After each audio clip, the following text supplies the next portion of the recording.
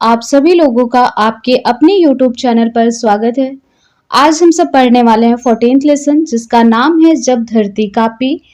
हम लोगों ने 13 लेसन तक कंप्लीट कर लिया था। ईवीएस सीरीज चलाई जा रही है सेटेट एग्जाम के लिए, जिसमें क्लास 5th का ईवीएस हम लोग पढ़ रहे हैं, जिसमें से 13 लेसन तक हम लोग कंप्लीट कर चुके हैं। आज हम लोग 14th को कंप्लीट करेंगे। चलिए अपने लेसन पर चलते हैं। और जिन लोगों ने पुरानी वीडियोस नहीं देखी होंगी पहले की, वो लोग देख लेंगे। चैनल पर प्लेलिस्ट बनी हुई है और जो चैनल पर नए हैं वो चैनल को सब्सक्राइब कर लेंगे। ये सीरीज आप लोगों की एग्जाम के लिए बहुत ही इंपॉर्टेंट है। इससे आप लोगों को क्वेश्चन सॉल्व करने में बहुत ही हेल्प होगी। आप लोग सारे वीडियोस को अच्छे से देख लीजिएगा और जो इम्पोर्टेंट पॉइंट है उसको नोट डाउन कर लीजिएगा।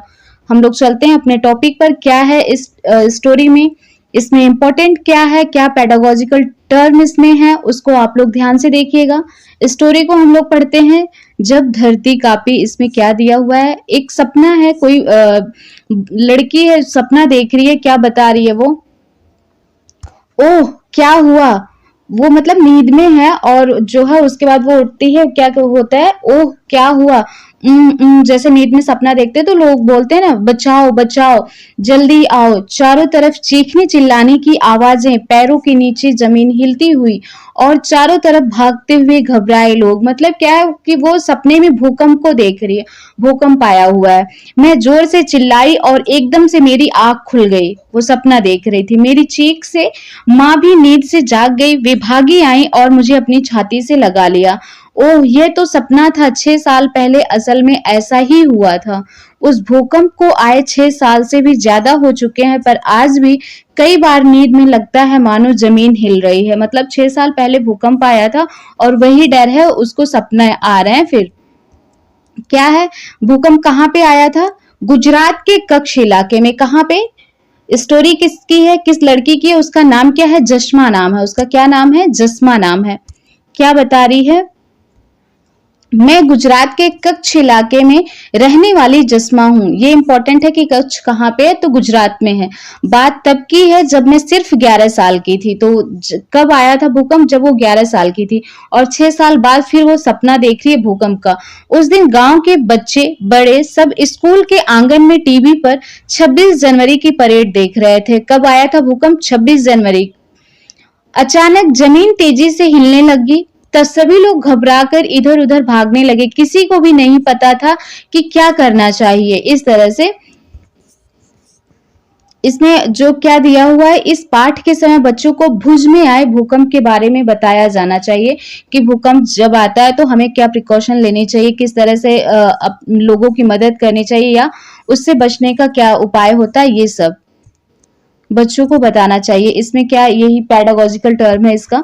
फिर क्या है आगे स्टोरी में, कुछ ही पल में हमारा पूरा गांव मलबे का ढेर बन गया। हमारा सारा सामान, कपड़े, बर्तन, खाना, सब कुछ मलबे में दब गया। उस समय सभी लोगों का ध्यान दो ही कामों पर था, मलबे के नीचे दबे लोगों को निकालना और घायलों की मरहम पट्टी करना। गांव के अस्पताल को भी नुकसान पहुंचा था। डॉक्टर बाबू ने गांव वालों की मदद से ही घायलों का इलाज किया। बहुत सारे लोगों को तो गहरी चोटें भी लगी। मेरी टांग भी टूट गई। किसकी, जस्मा बता रही है कि उसकी टांग भी टूट गई। गांव के 6 लोग दबकर मर गए। नाना भी मलबे में दब गए। माँ तो दिन भर रोती रहती थी। माँ रोती तो मैं भी रोती। पूरा गांव ही दुखी और परेशान था। हमारे गांव के सरपंच मोटा बाबू के घर को ज्यादा नुकसान नहीं पहुंचा था। उन्होंने अपने गोदाम से सभी को अनाज दिया। कई दिन तक गांव की औरतें मिलकर मोटा बाबू के घर पर ही सभी गांव वालों के लिए खाना पकाती रहीं। इतनी ठंड के दिन और वह भी बिना घर के बिताना। रात के समय ठंड और डर दोनों के मारे नींद ही नहीं आती थी। हर समय यही डर लगा रहता था कि कहीं फिर भूकंप आ गया तो। इस लेसन से क्या पूछा जा सकता है कि भूकंप से क्वेश्चन, भूकंप की तीव्रता किस तरह से मापी जाती है, या भूकंप कहाँ पे आया था और उस समय क्या प्रिकॉशन लेनी चाहिए, ये सब। तो भूकंप को हम लोग किससे मापते हैं, सिस्मोग्राफ से। किस यंत्र से मापा जाता है, सिस्मोग्राफ से। ये इंपॉर्टेंट है, भूकंप मापने के लिए किस यंत्र का यूज होता है, तो उसका नाम होता है सिस्मोग्राफ। एक क्वेश्चन ये पूछा जा सकता है। दूसरा क्वेश्चन इससे क्या बनता है कि किस पैमाने पर मापा जाता है, तो उस पैमाने का नाम क्या होता है, रिक्टर स्केल होता है। रिक्टर स्केल पे क्या होता है, इससे भूकंप की तीव्रता मापी जाती है कि भूकंप किस तीव्रता में आया था। उस पैमाने को रिक्टर स्केल पे मापते हैं और भूकंप मापने का यंत्र क्या होता है? सिस्मोग्राफ होता है। ये इंपॉर्टेंट है, इसे आप लोग नोट डाउन कर लीजिएगा। फिर क्या है भूकंप के बाद? फिर पहुंची मदद। कई दिन तक हमारा हाल देखने दूर शहर से लोग आते रहे, जैसे कोई तमाशा लगा हो। ये लोग हमें खाने पीने की चीजें, कपड़े और दवाइयां भी देते थे। हम में से कुछ को यह सामान मिलता तो कुछ को नहीं। खूब छीना झपटी होती थी इन चीजों के लिए। कपड़े मिलते पर कितने अजीब से, ऐसे कपड़े हमने पहले कभी नहीं पहने थे। शहर की संस्था से आए लोगों ने सभी के रहने के लिए गुजारे लायक तंबू लगाए। सोचो, जनवरी फरवरी का महीना, कड़कती ठंड और छत के नाम पर प्लास्टिक का तंबू। उन लोगों में कुछ वैज्ञानिक भी थे जो अपने खास तरीकों से पता करते थे कि किस इलाके में भूकंप आने का कितना खतरा है। गांव वालों की उनके साथ कई बार बातचीत हुई। उन लोगों के पास घर बनाने के लिए कुछ सुझाव थे। इन लोगों में कुछ इंजीनियर और कुछ आर्किटेक्ट भी थे जिन्होंने हमें घरों के खास डिजाइन दिखाए। उन्होंने बताया कि खास तरह के डिजाइन से भूकंप आने पर कम से कम नुकसान होगा, पर गांव वालों को डर था कि कहीं ऐसा करने से गांव अपने गांव जैसा ही ना लगे। आखिर में यही फैसला हुआ कि हम अपना घर अपने आप मिलकर बनाएंगे, संस्था के सुझाए डिजाइन के अनुसार। यह भी निश्चित हुआ कि गांव का स्कूल वे लोग बनाएंगे। फिर क्या आगे स्टोरी में? सबने मिलकर पूरा गांव फिर से खड़ा किया। किस तरह से किया? गांव के कुछ लोग सूखे तालाब को खोदकर चिकनी मिट्टी लाए। किस तरह से? गांव के तालाब को सूखा खोद करके चिकनी मिट्टी ले आए। मिट्टी में फिर गोबर मिलाकर बड़े बड़े उपले बनाए और उन्हें एक दूसरे पर रखकर दीवारें खड़े की। चूने से दीवारों की पुताई की, घास फूस की छत बनाई। फिर आईने के टुकड़ों से घर को सजाया। ये आईने के टुकड़े से घर को सजाया कहाँ की बात है? ये गुजरात के कच्छ इलाके की है। हमारे घर की दीवारों पर माँ और मैंने चित्रकारी की। अब रात में हमारा घर हीरे सा चमकता है। ये जिस्मा बता रही है स्टोरी। तो किस तरह से घर बनाया उन्होंने मिट्टी और गोबर से मिला करके, और कांच से उन लोगों ने अपने घर को सजाया। ये था। और इसने क्या पेडागोजी टर्म दिया? वो पेडागोजिकल। बच्चों के साथ सरकारी संस्थाओं और गैर सरकारी संस्थाओं पर चर्चा की जाए। उनके इलाके की संस्था के लिए उदाहरण दिए जा सकते हैं, जैसे इंजीनियर, आर्किटेक्ट, इन सब के कार्य क्या होते हैं, इन सारे चीजों पर चर्चा की जा सकती है। आगे स्टोरी में क्या है ये तो ये फिर क्या? बच्चों से कक्षा में बातचीत करें कि अगर ऐसी मुसीबत आने से पहले जानकारी मिल जाए तो क्या कर सकते हैं जिससे जान माल का नुकसान कम हो सके। सबसे पहले तो जानवरों को इन सारी चीजों का अंदाजा इन लोगों को पहले लग जाता है। जिस तरह से स्टोरी, एक लेसन हम लोगों ने पढ़ा हुआ था, जब अंडमान में आया था तो वहां के जानवर अजीब सा व्यवहार करने लगे थे। सुनामी आई थी तो वो लोग चले गए थे पहले ही छोड़ करके, जिससे उन लोगों को नुकसान कम हुआ था। आगे फिर स्टोरी क्या है और क्या करना चाहिए हमें भूकंप से बचने के लिए? अगर हो सके तो घर से बाहर खुले में निकल जाओ। जब भूकंप आया हो तो अगर पॉसिबल हो तो आप लोग घर से बाहर कहाँ निकल जाना चाहिए? मैदान में, जहां पेड़ पौधे ना हो।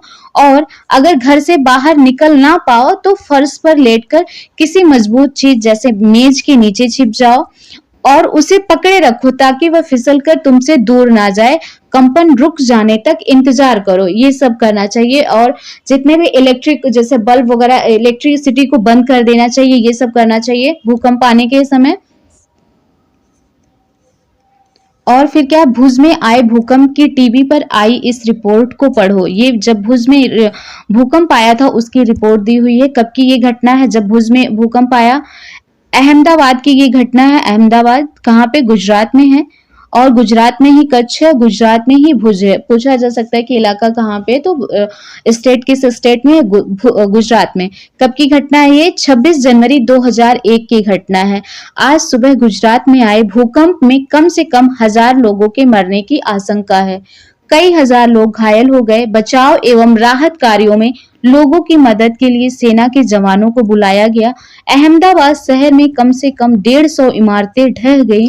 इनमें लगभग 1 दर्जन बहुमंजिली इमारतें थी। आज शाम तक इनके नीचे से कम 250 शव निकाले जा चुके हैं। कहा जा रहा है कि अभी भी कई हजार लोग ढह गई इमारतों के मलबे के नीचे दबे हुए हैं। बचाव कार्य तेजी से चल रहा है। शहर की शायद ही कोई इमारत होगी जिसमें दरार ना पड़ी हो। भुज की हालत इससे भी ज्यादा खराब है। चारों ओर डरे हुए लोग भगदड़ मचाए हुए हैं। जवानों ने स्थानीय लोगों के सहयोग से काम किया। राहत कार्य के लिए देश और विदेश से हर तरह की सहायता के आश्वासन मिल रहे हैं। ये कब की रिपोर्ट है? 26 जनवरी 2001 की भूकंप आया था। कहाँ पे? अहमदाबाद, भुज इलाके में आया था।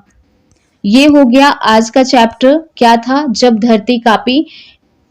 इस लेसन में जो इम्पोर्टेंट था कि भूकंप किस यंत्र से मापा जाता है, किस पैमाने पर, ये सब पूछा जा सकता है और क्या करना चाहिए, ये सारे क्वेश्चन पूछे जा सकते हैं। 14th लेसन हम लोगों ने कंप्लीट कर लिया। अब हम लोग 15 लेसन को पढ़ेंगे। 15th लेसन में क्या दिया हुआ है ये देखते हैं हम लोग। लेसन का नाम है उसी से ठंडा उसी से गर्म। बहुत ज्यादा इंपॉर्टेंट चैप्टर ये नहीं है, इसमें कोई बहुत इंपॉर्टेंट पॉइंट नहीं दिया हुआ है, बट इसकी स्टोरी अच्छी है, इसको हम लोग पढ़ेंगे। इसमें से वाष्पीकरण वगैरह ऐसे क्वेश्चन बन सकते हैं। स्टोरी पढ़ेंगे हम लोग तो पता चल जाएगा कि किस तरह से क्वेश्चन बन सकते हैं। तो 14th लेसन कंप्लीट किया। 15th का क्या नाम है? उसी से ठंडा उसी से गर्म। पढ़ते हैं कि स्टोरी क्या दी हुई है इसमें। एक था लकड़हारा। किसकी स्टोरी है? एक लकड़हारे की, जो जंगल में जाकर रोज लकड़ियां काटता और शहर में जाकर शाम को बेच देता था। एक दिन वह दूर जंगल के अंदर चला गया।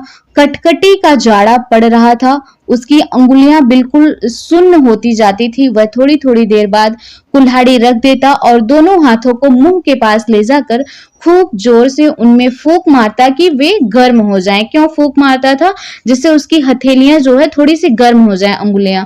कोने में खड़े एक मियाँ बालिश दिए उसे देख रहे थे। कौन देख रहा था? बालिश दिए देख रहे थे उसे।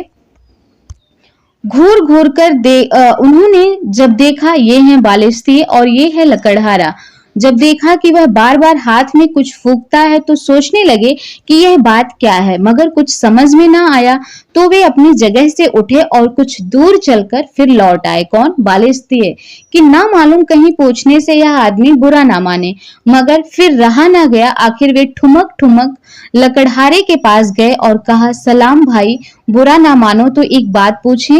लकड़हारा बोलता है।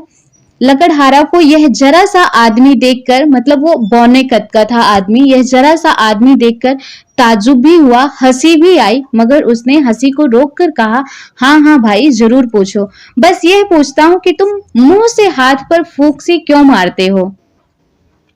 इसमें पेडागोजिकल टर्म क्या है? बच्चों को बताएं कि इस कहानी के लेखक हैं डॉक्टर जाकिर हुसैन। कौन है? डॉक्टर जाकिर हुसैन, जो हमारे देश के पूर्व राष्ट्रपति थे। कौन थे? पूर्व राष्ट्रपति थे। उन्होंने इस स्टोरी को लिखा है। उन्होंने बच्चों के लिए और कई कहानियां लिखी हैं। बच्चों से चर्चा हो सकती है कि बालिश्ती जैसा काल्पनिक पात्र का इस्तेमाल क्यों किया गया होगा। मजाक के लिए, मजाकिया जिस तरह से होते हैं इसलिए किया गया होगा। ये है बालिश्ती और ये है लकड़हारा। फिर आगे क्या है स्टोरी में? लकड़हारा ने क्या जवाब दिया? लकड़हारे ने जवाब दिया, सर्दी बहुत है, हाथ ठिठुरे जाते हैं, मैं मुंह से फूंक कर उन्हें जरा गर्म कर लेता हूँ, फिर ठिठुरने लगते हैं, फिर फूंक लेता हूँ। मतलब हाथ जब उसके ठंडे हो जाते हैं फिर फूंक मारता है और फिर काम करता है, फिर फूंक मारता है। फिर क्या बोलते हैं? मियाँ बालिश्ती ने कहा, अच्छा अच्छा यह बात है। यह कहकर बालिश्ती मियाँ वहां से तो खिसक गए, मगर रहे आसपास ही। दोपहर का वक्त आया। लकड़हारे को खाना पकाने की फिक्र हुई। इधर उधर से 2 पत्थर उठाकर चूल्हा बनाया। आग सुलगाकर चूल्हे पर आलू रख दिए। लकड़ी गीली थी, इसीलिए आग बार बार ठंडी हो जाती तो लकड़हारा मुंह से फूंक कर तेज कर देता था। अरे, बालिश्ती ने दूर से देखकर अपनी जी में कहा, अब यह फिर फूंकता है, क्या इसके मुंह से आग निकलती है? लकड़हारे को भूख ज्यादा लगी थी, इसलिए एक सिका हुआ आलू उठाया, उसे खाने लगा। उसे खाना चाहा तो वह ऐसा गर्म था जैसे आग। तो फिर वह मुंह से फू फू करके फूंकने लगा।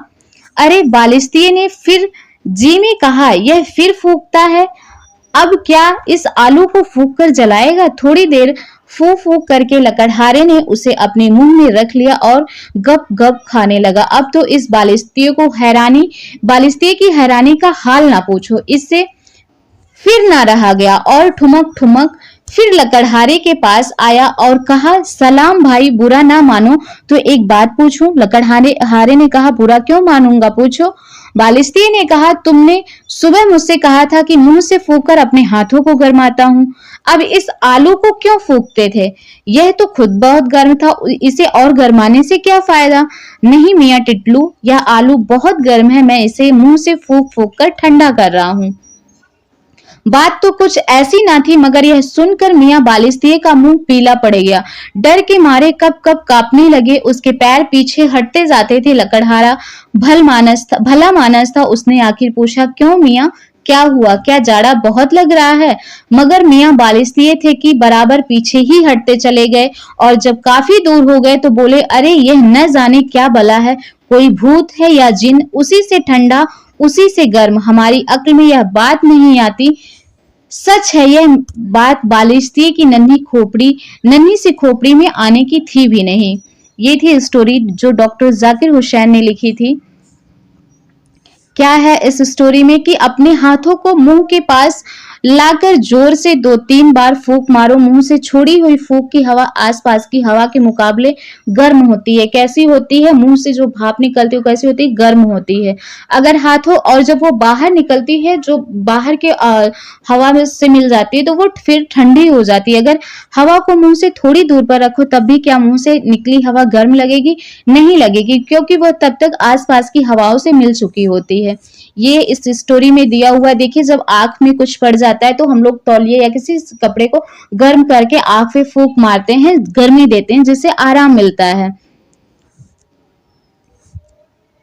ये थी स्टोरी। फिर क्या है, यहाँ पे देखिए स्टोरी दी हुई है, वो चाय को फूंक फूंक करके पी रही है मिन्नी, और सोनू क्या कर रही है, वो अपनी हथेलियों को फूंक मार करके गर्म कर रही है। वो डायरेक्ट मुंह के पास कर रही होगी हाथ अपने, तो गर्म हवा निकल रही होगी, बट चाय थोड़ी सी दूर होगी तो वो जब फूंक मारती होगी तो वो ठंडी हो जाती होगी। इस तरह से है कि उसी से ठंडा उसी से गर्म। ये थी स्टोरी। ये देखिए यहाँ पे दिया हुआ शिक्षण संकेत में, ये पेडागोजिकल टर्म होते हैं जिनसे क्वेश्चन बनते हैं सीटेट में, ऑप्शन देते हैं, तो इसको पढ़े रहेंगे तो आप लोगों को समझने में आसानी होगी। बच्चों को हवा ठंडी या गर्म की अवधारणा समझने में समय लगता है। इस गतिविधि से यह समझाने का प्रयास किया है कि मुंह से निकली हुई हवा बाहर के तापमान के मुकाबले ठंडी या गर्म हो सकती है। यह अपेक्षा बिल्कुल नहीं है कि बच्चे एक ही बार में यह समझ बना पाएंगे। इस अवधारणा को उनके अलग अलग अनुभवों से जोड़ना जरूरी है। फिर क्या है, क्या तुमने कभी देखा या सुना है कि लोग अलग अलग चीजों के इस्तेमाल से अलग अलग तरह का संगीत बजाते हैं, जैसे बांसुरी, ढोलक, बीन, मृदंग, गिटार, ये सब है। देखिए बांसुरी, इन सारी चीजों को भी तो फूंक मार के ही बजाया जाता है। फिर क्या है, चश्मा साफ करने के लिए देखिए मुंह से लोग साफ करते हैं, फूंक मारते हैं, और ये सब है स्टोरी इसमें। ये थी स्टोरी। ये हो गया पूरा चैप्टर, इसमें और कुछ इंपॉर्टेंट नहीं है। ये थी 14th और 15th लेसन। क्या है, तुम्हारे अंदर धड़कती घड़ी। इसमें क्या है, घड़ी की सुई से होती टिक टिक की आवाज तो तुमने सुनी होगी। क्या तुमने कभी सुना या देखा है कि डॉक्टर हमारी छाती पर स्टेथोस्कोप लगाकर हमारी धड़कन सुन सकते हैं? धड़कन किससे सुनी जा सकती है, क्वेश्चन पूछ सकता है, तो किस यंत्र से? स्टेथोस्कोप से। यह आवाज कहाँ से आती है? हमारे हार्ट से आती है। क्या हमारे अंदर भी कोई घड़ी है जो हमेशा धड़कती रहती है? आओ सुने अपनी धड़कन। अपने कंधे से कोहनी तक की लंबाई की एक रबर पाइप लो। इस पाइप के एक सिरे पर एक कीप लगा दो। अब कीप को अपनी छाती के बाईं ओर रखकर पाइप के दूसरे सिरे को कान में लगाओ। ध्यान से सुनो, क्या धक धक की आवाज आती है? ये है। ये हो गया चैप्टर। साफ बताए हवा का बहाव। ये सब क्रिएटिविटी बच्चों के लिए वो देख सकते हैं। फिर ये हो गया पूरा चैप्टर हम लोगों का 14th और 15th लेसन। अगले वीडियो में हम लोग नेक्स्ट लेसन कंप्लीट करेंगे। आई होप आप लोगों को वीडियो पसंद आई होगी, तो लाइक शेयर सब्सक्राइब जरूर करिएगा। Thank you so much.